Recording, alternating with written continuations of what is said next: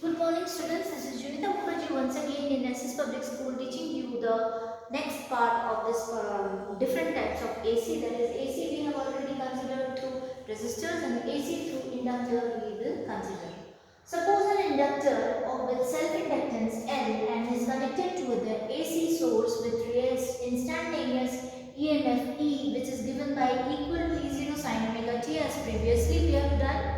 So this is particularly the diagram in which we have the EMF E itself, and we have the self-inductance L and current moving I. K is the key. When key is closed, when the current I begins to grow, okay? Because magnetic flux linked with it changes and the induced EMF produced which opposes the applied EMF. So according to the Lenz's law, E is equals to minus L di upon dt, first equation, where E is the induced EMF and di upon dt is the rate of change of current. To maintain the flow of the current in the circuit, applied voltage must be equal and opposite to the induced EMF. Okay, so for that reason E is equals to minus small e. So E equal to minus of L di upon dt, that is L di upon dt, or di equal to E upon L dt from equation number 1.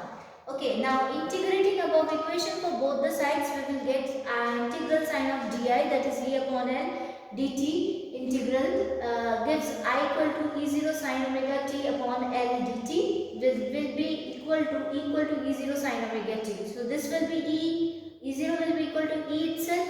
Okay, so sin omega t will be changes, therefore I equal to E0 upon L minus cos omega t. So sin is defined by cos, so E0 we have not cancelled here, or we did not take this particular value as E itself. We will just do the integration of this. So minus cos omega t upon omega. So I equal to E0 upon omega L sin pi by 2 minus omega t, that is sin pi by 2 minus omega t is equals to cos omega t.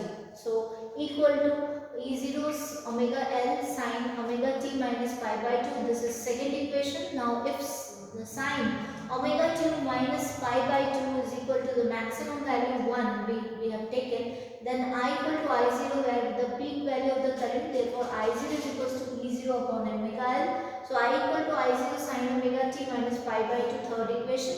From equation number 1 and 3rd, we get, it is very much clear that it is a pure inductor. So the current lags behind and the voltage by a phase angle of pi by 2 radius 90 degree, or the voltage leads the current by a phase angle of pi by 2, that is radian 90 degree. So we will have this particular graph versus E and I versus omega t. So this particular graph, we have the peak value at E here and I here, okay, peak values. So the phasor diagram will be the representing EMF makes an angle, EMF E0 makes an angle omega t1 in anti-clockwise direction from horizontal axis. So it is making an anti-clockwise direction on the horizontal axis itself, as current lags behind the voltage by 90 degrees. So the phasor representing I0 is turned 90 degree clockwise with the direction of E0 itself. So with 90 degree clockwise direction, it is changing, and thus we are getting a phase diagram of this. This is the I0 sin omega t. This will be equal to E0 sin omega t, where this particular change has been done, and this particular angle is 90 degree. This is omega t1, and this is I, and this is E itself. So in the previous diagram, it is somewhat different, but it will be in the opposite anti-clockwise direction with this particular value. In this, E is 0 sin omega t, and I0 sin omega t minus pi by 2, that is equal to 90 degree itself.